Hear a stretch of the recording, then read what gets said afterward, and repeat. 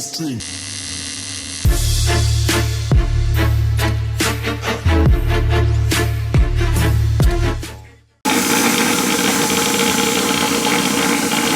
Ty, what are you doing? You're bullshit? Are you dancing? Dancing with this guy? Traveling wire wheel. Does it flick anything in your eyeball yet? Huh? Has it flicked this little thing in your eyeball yet? Yeah. It has? Yeah, I can see. Really? Alright, so we are back at the shop today like always. And check out these brakes. I'm pretty stoked on how they turned out. There's a lot of, like, you can see all the texture in the casting, and I don't know, I wasn't really super happy with that, but I could have just went insane, like, actually doing body work on these stupid calipers. And I think eventually I'll probably end up doing like the GT350R, like, brakes on the Supra. If you guys, a long time ago, I picked up a set of, like, the calipers, which were these big old Brembo canoes. So the agenda for today, Ty's gonna be, or is cleaning up the brake caliper hardware. David is gonna catch somebody outside. Yeah. Who are you gonna catch outside? Rods.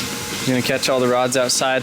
But yeah, David is gonna install the brake calipers with the hardware that he's cleaning up right there. And I'm gonna pull off the bumper, pull off the intake, and I'm gonna start fabbing up some intercooler piping. So, if you guys seen, I didn't really go over it too much in yesterday's video, but I have these Vibrant, these are the HD clamps, and they have an O-ring that goes in there and kind of seals it up. So they're pretty interesting how they work, but you essentially don't have a coupler, and these things will hold like 800 pounds of boost supposedly. So I'm interested to see how that'll work, but we're gonna use a little 90 off of the turbo, which I already cut yesterday. Weld that on, weld this on, and then basically just try to tuck it right down in between there, in between the AC lines and the heater hose. Come around the front to the intercooler, go around this side, come up right here in between this little hole, and then and do another one of these, a 3-inch one. So we're gonna go ahead and get started.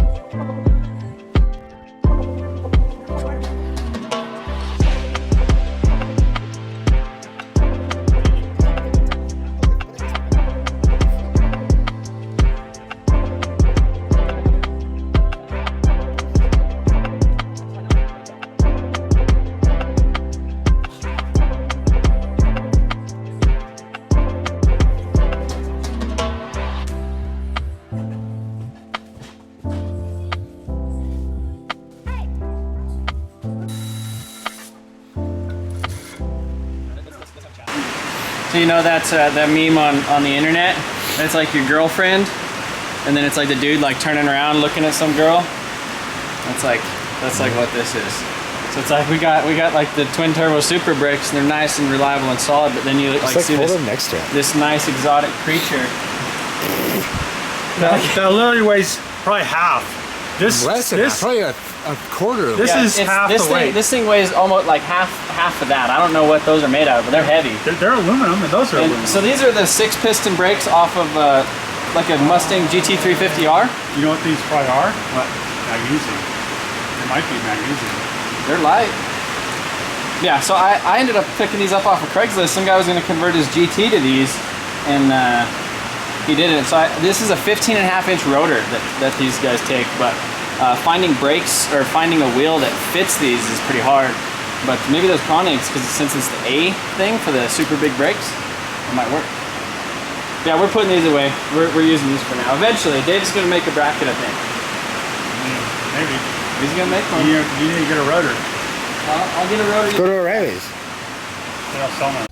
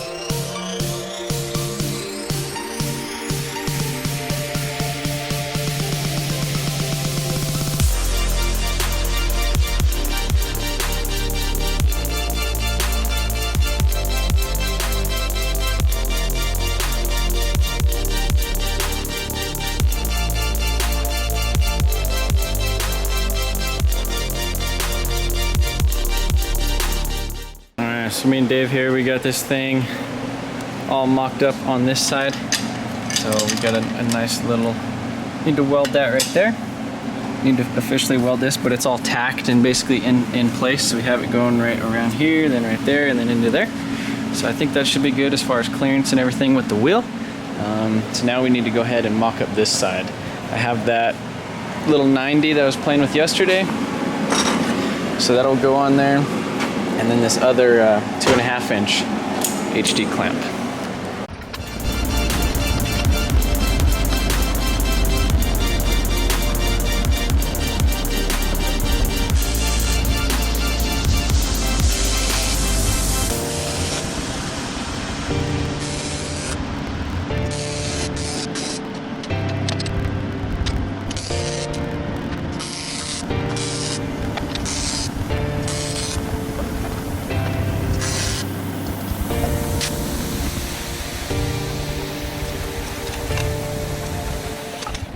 Alright, so we got, I think I already showed you this, didn't I? Yeah, I think I already showed you guys that. So that's good. So I came over here on this side, I welded this this tight radius 90, one of those cast elbow pieces on there. It was a little scary welding through there, but I was able to get it. You know, not the prettiest thing, but you know, at least I could say I welded it. So, yeah, you can see right there. And we have this, we have a little bit of wiggle room. We could kind of go up and down and in and out and all that stuff. But yeah, so now we're gonna go ahead and do 2.5 inch intercooler piping all the way down to the intercooler on this side. This is a 3 to a 2.5 right there. And then 3 inch all the way on this side. And then on this side, I need to figure out exactly where I'm gonna put the blow off valve.